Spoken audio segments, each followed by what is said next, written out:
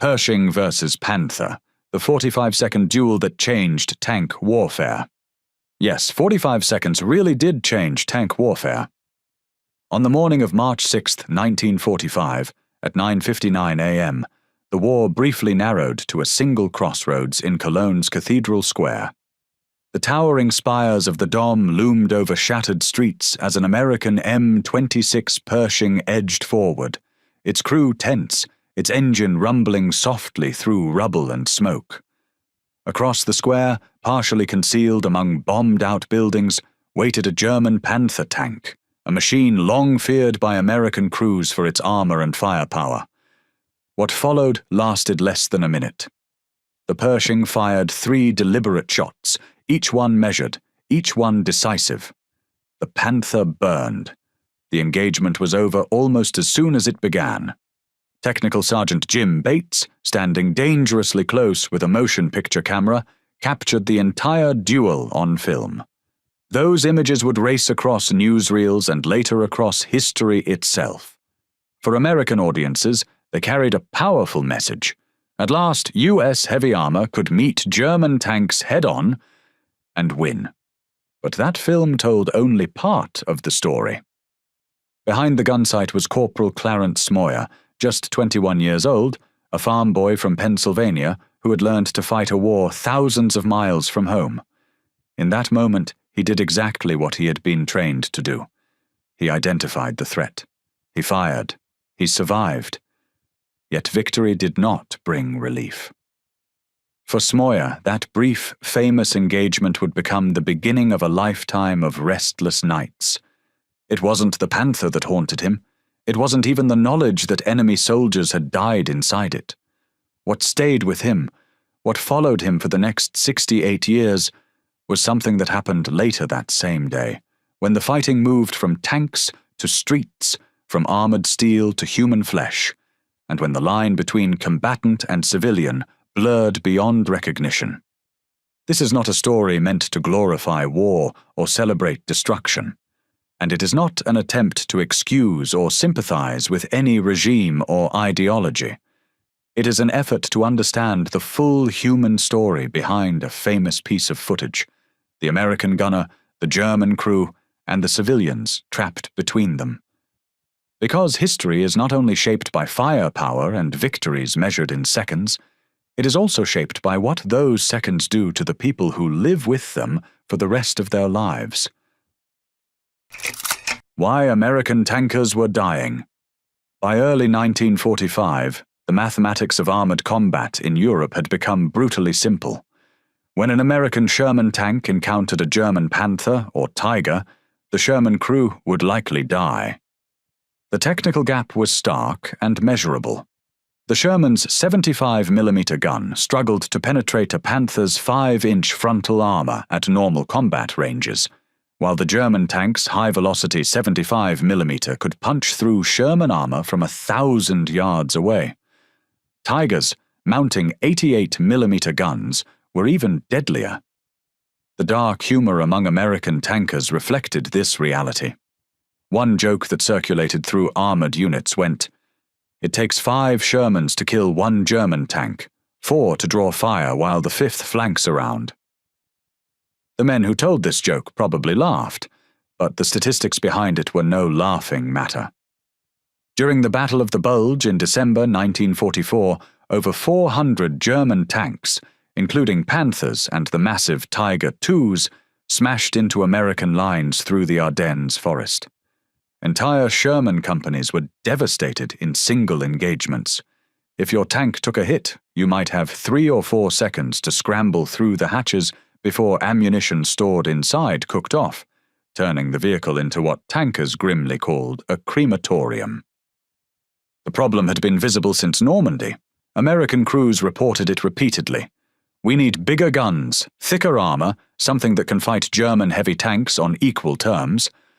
But bureaucratic resistance delayed solutions. The Ordnance Department had designed a heavy tank in 1942, designated the T-26. Over the next 2 years, engineers built multiple prototypes, each iteration adding armor and improving the 90mm gun. Each version also added weight and complexity. Lieutenant General Leslie McNair and his staff at Army Ground Forces Command rejected every proposal. Their reasoning seemed disconnected from battlefield reality. The Sherman had performed adequately in North Africa, so why change it? American doctrine emphasized that tanks should support infantry and avoid tank versus tank combat. Tank destroyers would handle enemy armor, according to the official plan. German doctrine, of course, operated on completely different principles, and battlefield reality cared nothing for what American planners preferred. The bulge changed everything. When those hundreds of German tanks came through the Ardennes snow, Sherman crews fought with tremendous courage and died in large numbers. After the Ardennes, no one in the army could credibly argue that the Sherman was sufficient.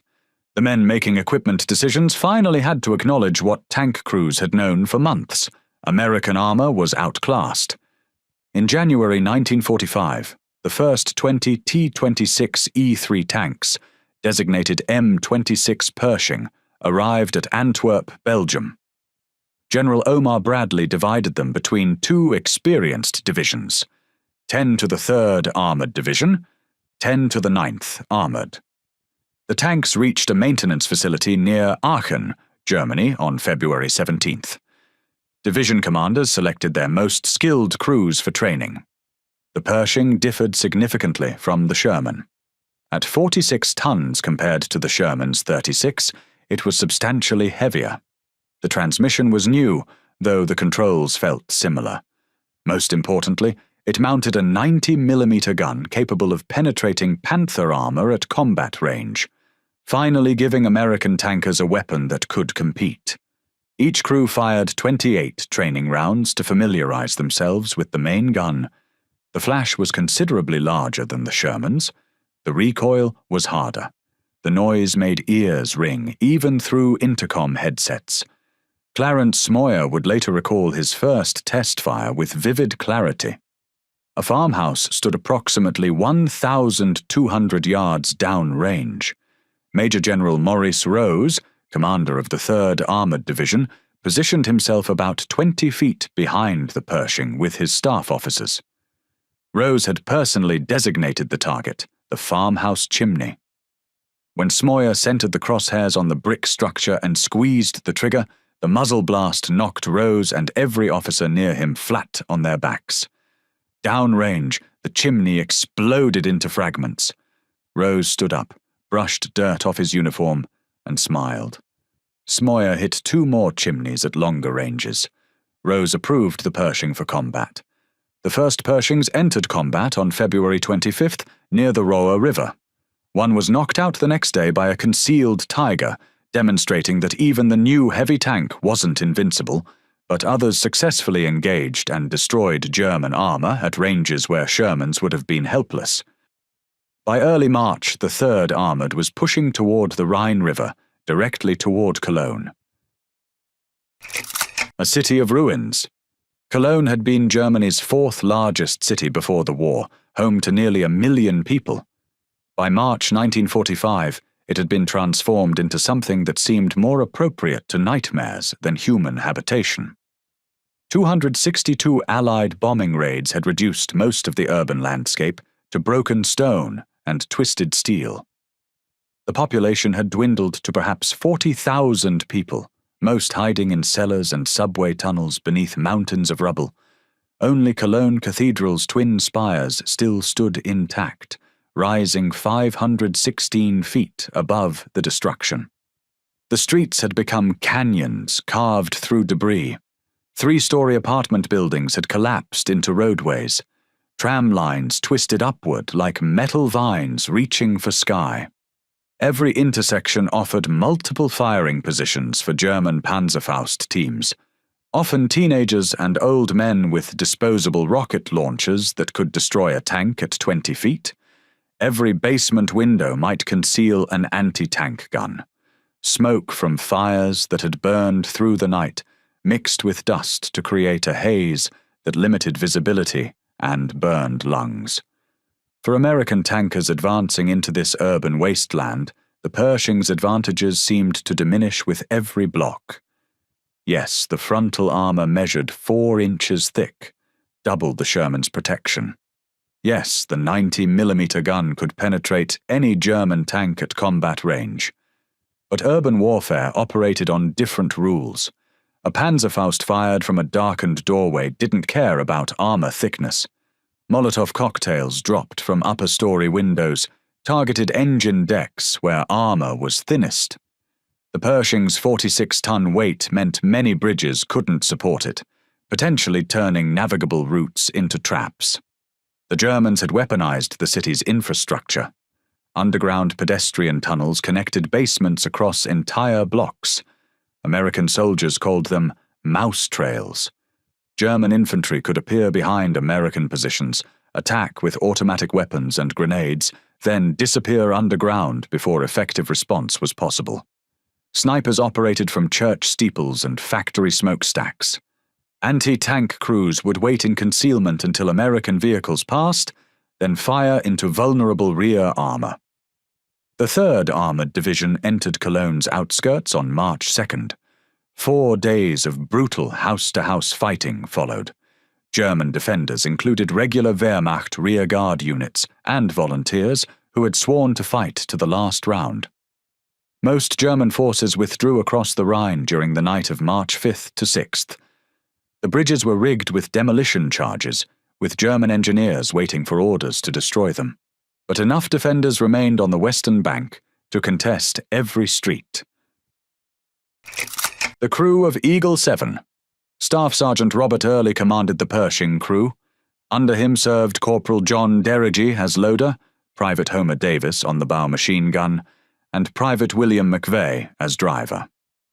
The gunner was Corporal Clarence Smoyer, a quiet young man from Lehighton, Pennsylvania. Smoyer was 21 years old that March. He'd been in combat for 7 months, fighting across France and Germany. Back in Pennsylvania, his father had worked the coal mines, hard, dangerous work that shaped the lives of everyone in those towns. Smoyer had never been in a fistfight before the army. He'd gone hunting once, shot a rabbit, and reportedly felt sick afterward at what he'd done. The army had credited him with destroying 5 enemy tanks by March 1945. The crew had worked together since September 1944, fighting through Normandy hedgerows and Ardennes snowdrifts in a Sherman. 3 weeks earlier, they'd received the Pershing. They named their tank Eagle 7 after the Philadelphia Eagles football team. At 7:42 on the morning of March the 6th, Smoyer observed through his periscope as a German Panther engaged 2 American Shermans several streets away. The Panther's gun fired twice in rapid succession. Both rounds struck the lead Sherman's gun shield within inches of each other, the kind of precision shooting that indicated a highly trained crew. 3 American tankers died instantly. The commander attempted to bail out with his left leg gone below the knee. Smoyer may have known some of those men. In the close environment of armored units, tankers often at least knew the names of crews in nearby vehicles. At 8 a.m., Eagle 7 received orders for the day. They would lead the advance into Cologne's city centre. Their Pershing, one of only 20 in all of Europe, would move first through every intersection, first to draw fire from every hidden weapon. General Rose had personally selected them for this mission. It was meant to be an honor. Smoyer touched the small Bible he carried in his breast pocket and watched the narrow streets ahead disappear into shadows. The Pershing moved forward, engine rumbling with that deep mechanical sound that seems to vibrate through steel and bone. McVeigh drove carefully, navigating around craters and debris piles. Streets narrowed as they approached the city centre. Buildings still standing rose 4 and 5 stories, creating corridors where sunlight barely reached pavement. Haze from overnight fires drifted between ruins. At 9:15 a.m., the radio transmitted new orders. German tanks were operating near Cathedral Square, at least 2 Panthers confirmed, possibly a Tiger. American infantry had pulled back after casualties. Eagle 7 was to proceed to the cathedral area and eliminate enemy armor. Every tanker in the division knew what Panthers could do. In North Africa and Normandy, individual Panthers had destroyed entire American platoons. The Pershing had never faced a Panther in direct combat. Whether the new American tank could actually defeat this opponent remained theoretical until someone tested it. Cathedral spires grew larger through vision blocks as McVeigh increased speed. Somewhere ahead in those ruined streets, a German crew waited. Approaching the square. Eagle 7 approached Cathedral District at 9:30 a.m. Streets narrowed again, 4- and 5-story buildings creating corridors where shadows seemed to have physical weight. McVeigh reduced speed to minimize noise, though the 46-ton tank's treads still echoed off masonry walls with every revolution. Smoyer rotated the turret slowly, the 90mm gun sweeping across storefronts and alley mouths. Empty windows stared back. This section of Cologne had been a commercial district. Department stores, cafes, office buildings where people once worked ordinary jobs. Now it was a maze of collapse and shadow, where any doorway might conceal death. At 9:47 a.m., sound came through the headset. 2 rapid booms, heavy caliber, echoing from ahead. Silence. Then a third boom. The characteristic crack thump of high-velocity rounds hitting armor followed moments later. Tank guns. Radio transmissions erupted. An F Company Sherman had been hit. Crew bailing out. Second Sherman taking fire. German tank position unknown but close to Cathedral. The voice on the radio carried that tight, controlled quality of someone fighting panic. All units advised. Panther operating in Cathedral vicinity. Early's voice came through the intercom, remarkably calm given the circumstances. Eagle 7 would continue forward. They were the only American tank positioned to engage. F Company Shermans appeared to be destroyed or disabled. Infantry couldn't advance while German armor controlled the square. The mission remained unchanged. Eliminate enemy armor. Eagle 7 reached a position 1 block from Cathedral Square at 9:52 a.m. McVeigh halted the Pershing in shadow of a partially collapsed office building. From here, observation was possible without complete exposure to enemy fire. Cathedral spires dominated the skyline, Gothic towers seeming to pierce smoke-hazed sky. The plaza ahead measured roughly 300 yards across, once paved with stone, now cratered and debris-covered. Beyond the cathedral, Hohenzollern Bridge was visible spanning the Rhine, rigged with explosives. Through drifting smoke, the first F Company Sherman was visible. It sat motionless mid-street, angled as though the driver had been turning when the round struck. Smoke poured from the commander's hatch. The gun tube pointed skyward at an angle no commander would choose. The Sherman had been hit at least twice, probably within seconds, professional gunnery indicating a skilled crew. The second Sherman wasn't visible from Eagle 7's position, though radio transmissions placed it on the square's northern edge, also disabled. The German tank or tanks had established clear fields of fire covering multiple approaches. Any American vehicle attempting to cross the square would be immediately targeted. Early made his decision. He would scout on foot. Leaving the Pershing exposed and stationary carried risk, but advancing blind into prepared ambush would likely prove fatal.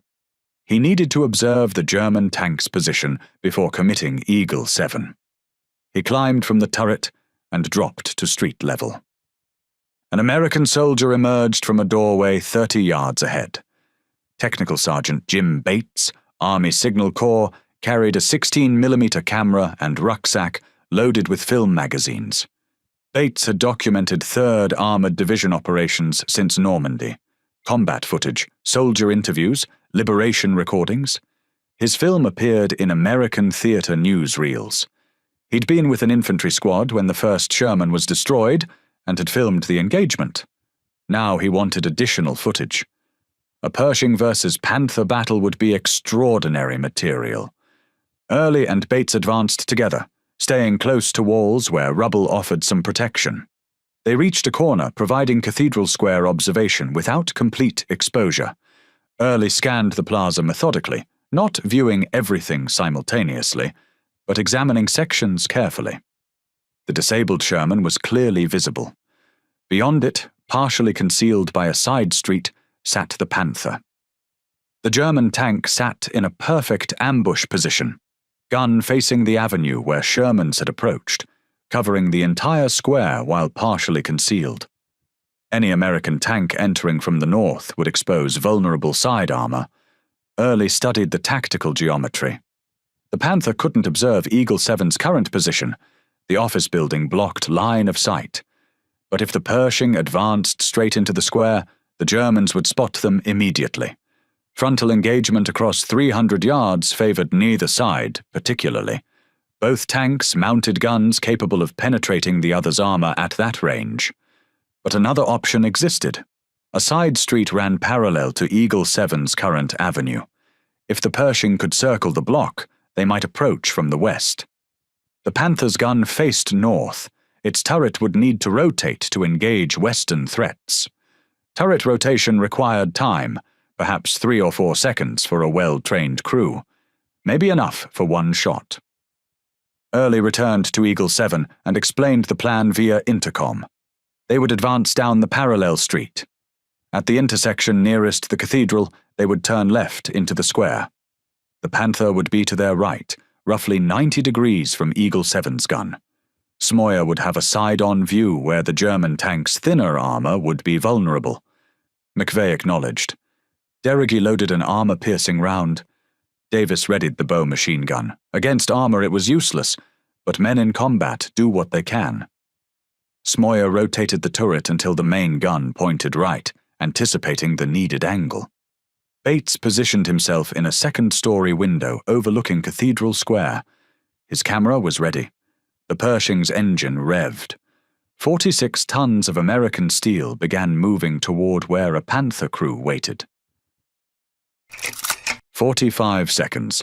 Eagle 7 entered the side street at 9:58 a.m. The avenue was narrower than the main approach, barely accommodating the Pershing's width. Building fragments littered pavement. McVeigh navigated around a crater, maintaining steady speed. Fast enough to minimize exposure time, slow enough for Smoyer to aim when the moment arrived. The intersection ahead appeared through driver's vision blocks. Beyond it, Cathedral Square would open to the right. Smoyer kept his eye pressed to the gun sight, watching for where the Panther would appear. His finger rested on the trigger. The turret was already traversed 90 degrees right. When they cleared the corner, the German tank should be directly in his sight picture. Should be. Combat rarely matches plans exactly. 50 yards from the intersection. 40, 30. The engine noise would alert the Panther crew by now. Germans would hear the Pershing before seeing it. But sound requires time to locate in echoing streets. Direction becomes difficult to determine when engine rumble bounces off broken walls. The German commander would need seconds to identify the threat's location. 20 yards. The Pershing's bow emerged from the side street. Through his limited periscope, McVeigh saw the Panther immediately, exactly where Early had described, approximately 110 yards distant. Point-blank range for a 90mm gun. But something was wrong. The Panther's turret was moving. The long gun barrel was already rotating toward them. Someone in the German tank had spotted the Pershing faster than expected, or heard the engine and correctly guessed where the threat would appear. McVeigh made a split-second decision born from months of combat. He didn't stop. Stopping would make Eagle 7 stationary, and stationary tanks die. He gunned the throttle. The Pershing lurched forward into the intersection, crossing the German tank's line of fire. Smoyer saw the Panther appear in his sight. Angular turret, long gun, dark muzzle swinging toward him. Training took over. Training and perhaps something else. Knowledge that his crew depended on him, that infantry pinned down 3 blocks away depended on him, that every Sherman crew killed by Panthers depended on proving the Pershing could fight back. Smoyer didn't wait for the Pershing to stop. American tanks rarely fired while moving, guns weren't stabilized, accuracy dropped significantly during motion. But stopping meant dying. He compensated for movement as training had taught, led the target to account for both tanks' motion, and squeezed the trigger. The 90mm gun fired at 9:59 and 12 seconds. The armor-piercing round crossed 110 yards in a fraction of a second, striking the Panther's turret face just below the gun mantlet. Impact was visible through muzzle flash and smoke, sparks erupting from contact point. Inside the Panther, metal fragments would be spalling off the interior armor surface, becoming shrapnel in the crew compartment. Inside that German tank, Oberleutnant Wilhelm Bartelborth may have been trying to process what he was seeing. The tank in the intersection looked wrong somehow, too low and angular for a Sherman, almost appearing German. He might have hesitated, questioning whether this was friendly. That potential half-second of uncertainty could have cost his crew everything. McVeigh brought the Pershing to a halt mid-intersection. Fully exposed now, no cover, visible to any German soldier with a Panzerfaust, but stationary meant Smoyer could aim properly. Derrigy already had another armor-piercing round ready. The breech was open. He slammed the round home and locked the breech. Movements automatic after months of combat loading. Smoyer kept his eye to the sight. The first shot had hit high on the turret. Solid contact, but perhaps not catastrophic. The Panther might still be operational. He adjusted aim lower, targeting hull side below the turret ring. Panther side armor measured 40mm compared to 80mm frontal hull armor. The 90mm gun could penetrate 40mm easily at this range. He fired at 9:59 and 17 seconds. The second round struck the Panther's right side, penetrating armor and continuing through the crew compartment. The projectile likely exited through left side armor, leaving 2 large holes. Inside, systems would be failing. Hydraulic lines rupturing, ammunition possibly hit though not yet cooking off. The crew would know immediately their tank was finished. Bartelborth threw open his hatch and jumped, landing behind the Panther away from the Pershing's fire. 3 other crewmen followed, scrambling from hatches as smoke began pouring from the engine compartment. One man didn't escape. Whether killed by impacts or trapped by damaged equipment, records don't specify. Smoyer fired a third time at 9:59 and 23 seconds. The round struck low on the turret just above where hull met turret basket. Fire erupted from impact point, spreading quickly, fed by leaking fuel and burning hydraulic fluid. Within seconds, the entire Panther was engulfed. In the second-story window, Bates kept his camera running. He'd captured the entire engagement, 45 seconds from first shot to Panther burning. The film showed everything. Pershing entering intersection, German gun rotating, muzzle flashes, impacts, crew bailing, fire spreading. Smoyer sat back from the gun sight. His hands were trembling against the turret controls. He would later recall feeling strangely detached from his own body in that moment. The Panther was destroyed. Eagle 7 was intact. Everyone in his crew was alive. The Pershing had proven itself. The Panther burned for 3 hours. Ammunition continued cooking off inside the hull, sending sparks and fragments into air. By noon, fire had consumed everything flammable. The turret sat at an odd angle, heat-warped and blackened. German soldiers supporting the Panther withdrew across the Rhine when their armor was destroyed. American troops moved into Cathedral area by early afternoon. Bates descended from his observation post and approached Eagle 7. The crew stood outside the Pershing, smoking cigarettes and checking for damage. They'd taken no hits. The Panther never fired. Bartelborth's possible hesitation had cost those critical seconds. Bates filmed the crew posing near their tank. Smoyer stood to the side, appearing uncomfortable with the tension. The second engagement. By 2 p.m., additional American units had secured Cathedral area. Engineers checked Hohenzollern Bridge for demolition charges. Infantry squads cleared buildings methodically. Resistance was light. Most German forces had retreated during the Panther engagement, recognizing their defensive position was collapsing.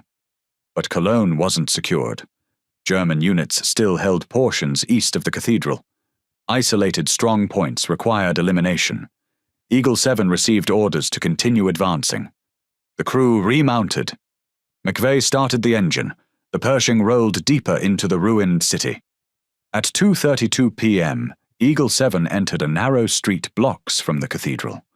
Buildings rose on both sides, creating a corridor barely wider than the tank. Ahead, the street opened into a small intersection. Beyond, the route continued toward Rhine River bank. A black automobile appeared suddenly from a side street, racing across the intersection at high speed, weaving between debris. Through his periscope, Smoyer observed what appeared to be a staff car, the type German officers used to move between command posts. In urban combat's chaos, any unidentified vehicle represented potential threat. Civilians had supposedly been evacuated from Cologne weeks earlier. Anyone remaining was presumably either combatant or supporting German war effort.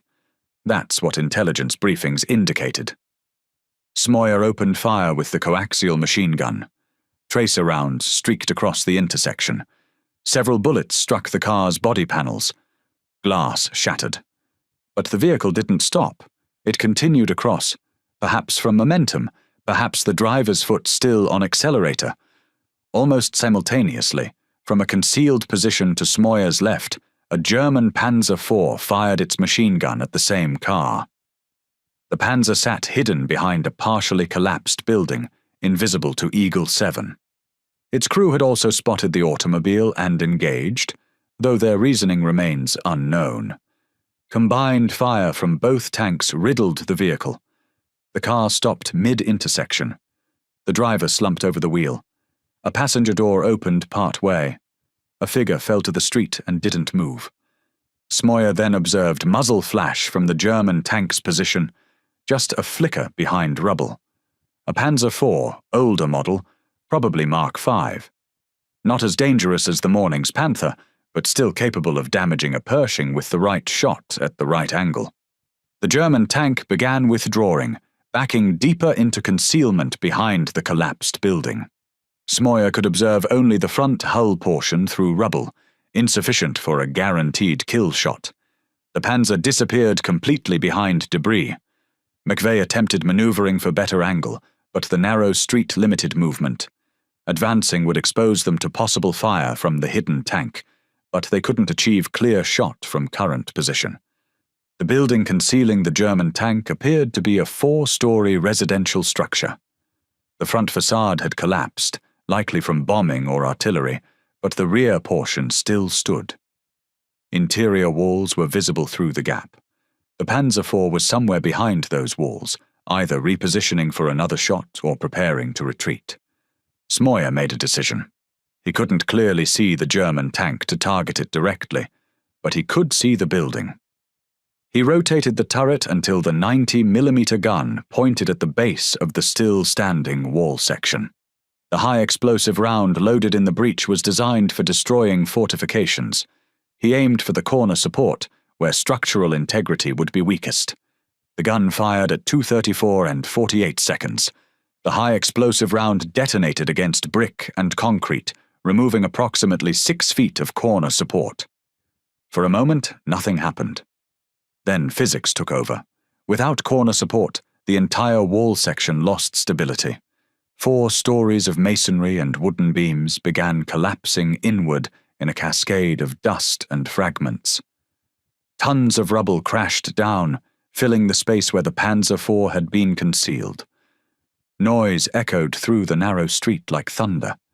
Dust clouds billowed outward, obscuring visibility for several seconds. When dust cleared, the building was gone.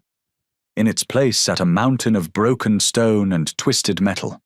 Somewhere beneath that pile, a German tank sat buried. Inside that tank, 18-year-old machine gunner Gustav Schäfer and his commander had perhaps seconds to escape before rubble sealed them inside. They clawed through the turret hatch, climbing over debris still shifting and settling.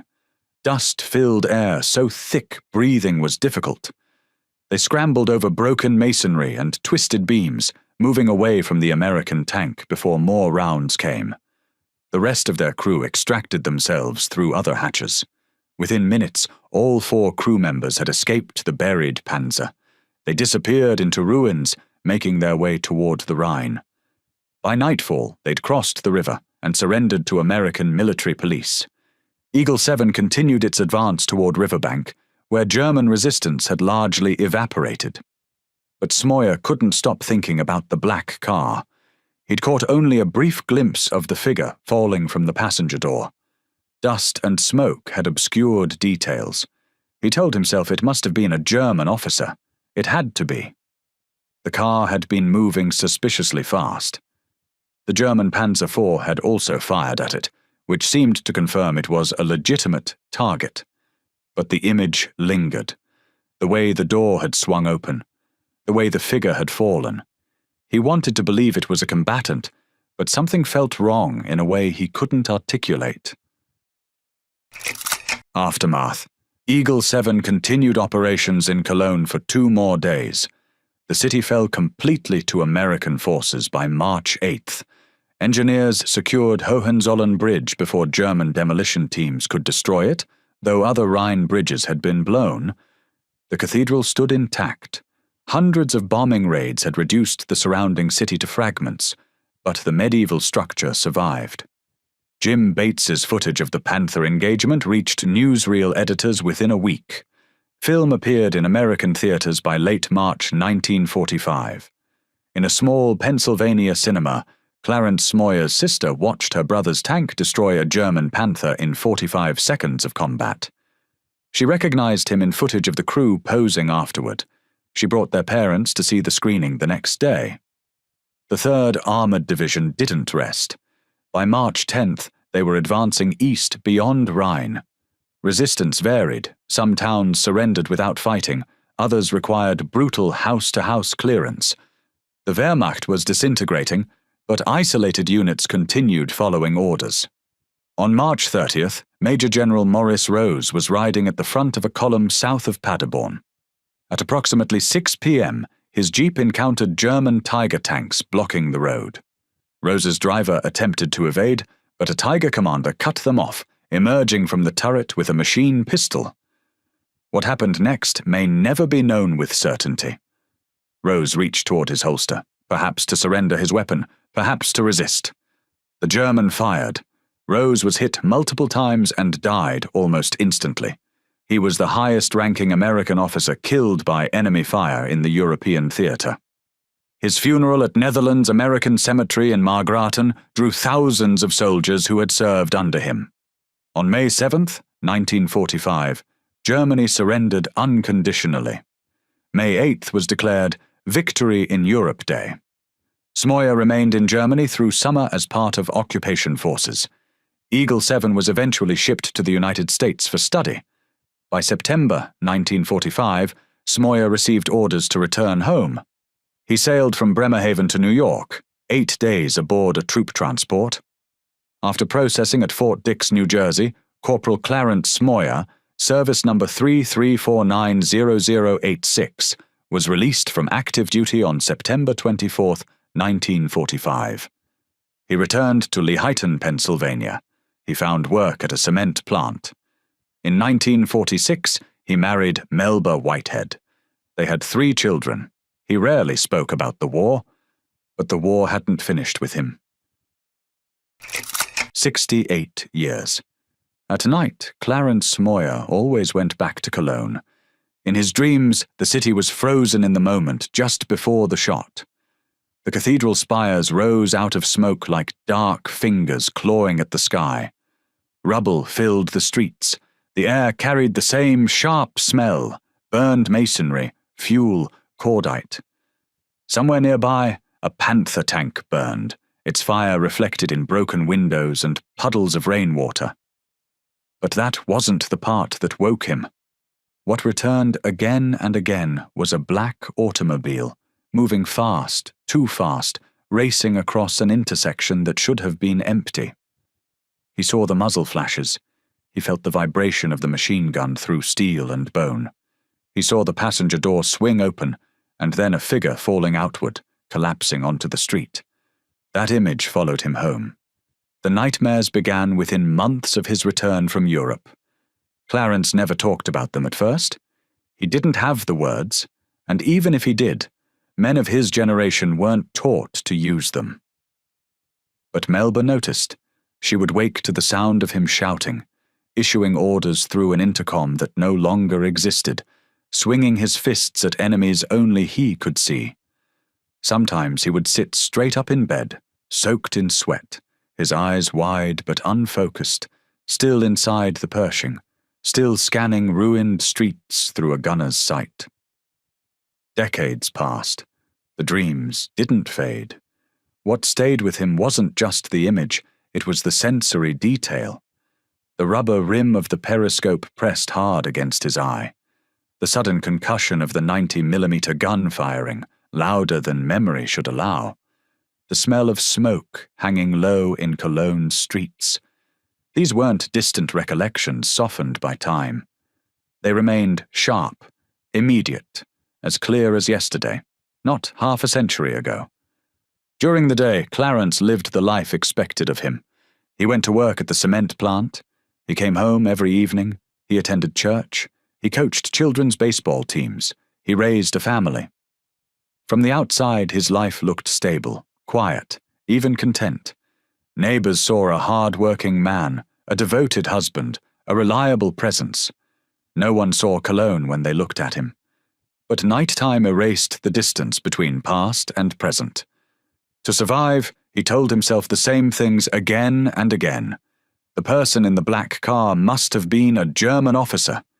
Intelligence reports had said the area was cleared of civilians. The car had been moving suspiciously, fast, out of place. A German Panzer IV had also fired at it. Confirmation, he told himself, that the target was legitimate. These explanations weren't lies. They were the same conclusions any trained gunner would have drawn under the same conditions. And yet, something about that moment never loosened its grip on him. Destroying the Panther had not haunted him. That was a clean fight, tank against tank, soldier against soldier. The war had rules there, even in its violence. But the black car lived outside those rules.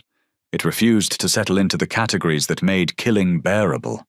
Life continued to take things from him.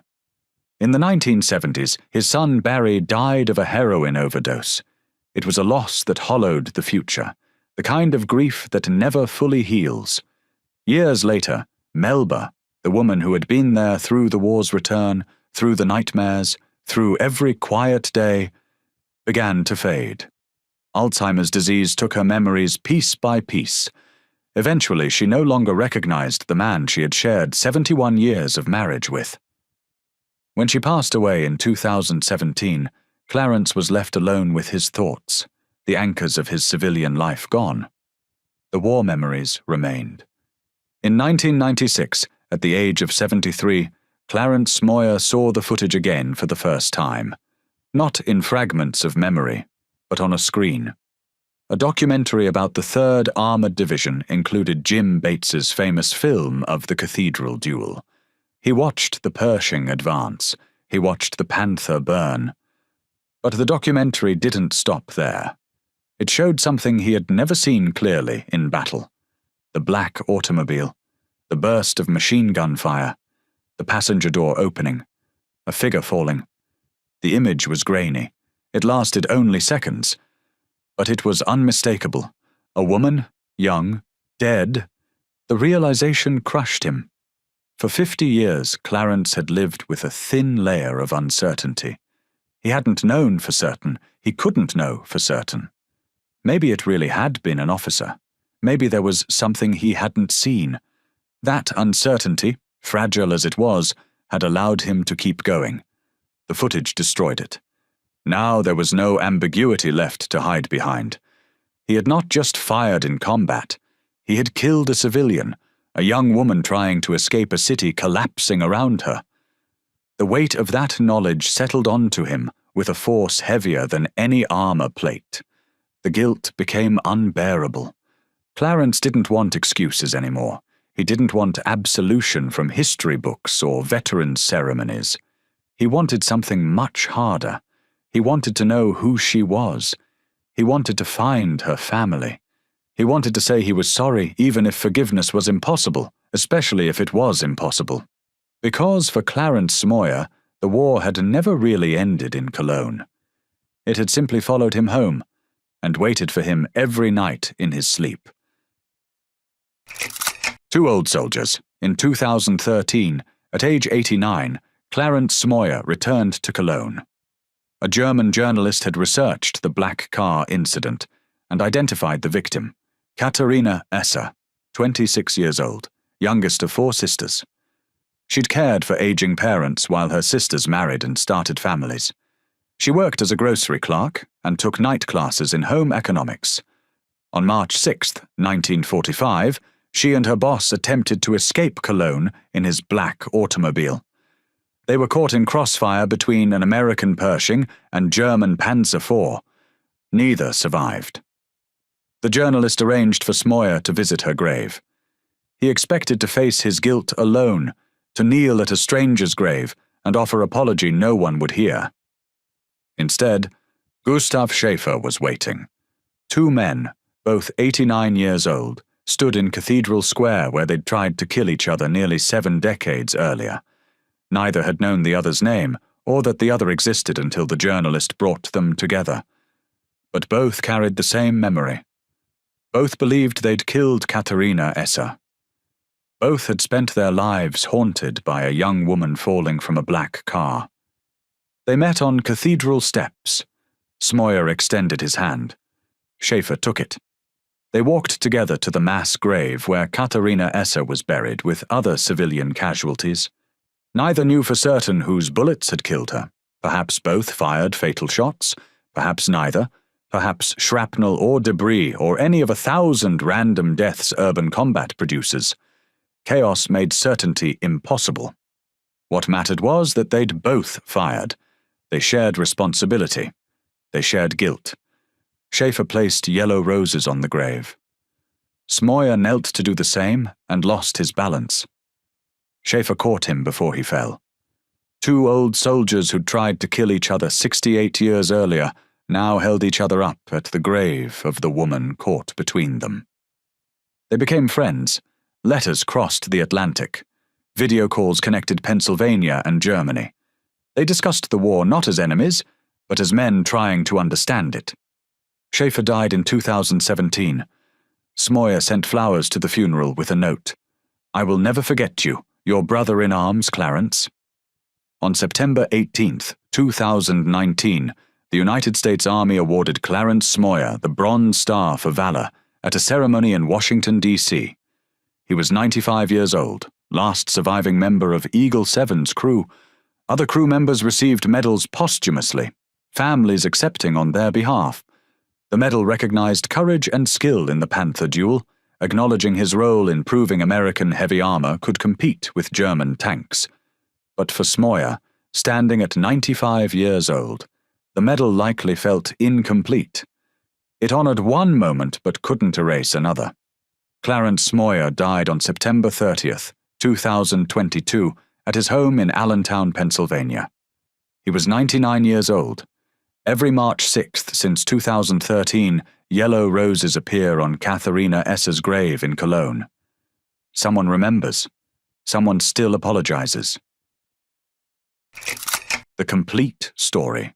The Panther still sits in old photographs, burning in front of Cologne Cathedral. The M26 Pershing that destroyed it, Eagle 7, now sits in the National Armor and Cavalry Museum. Jim Bates's film footage still exists. Those 45 seconds showing American armor could finally match German tanks.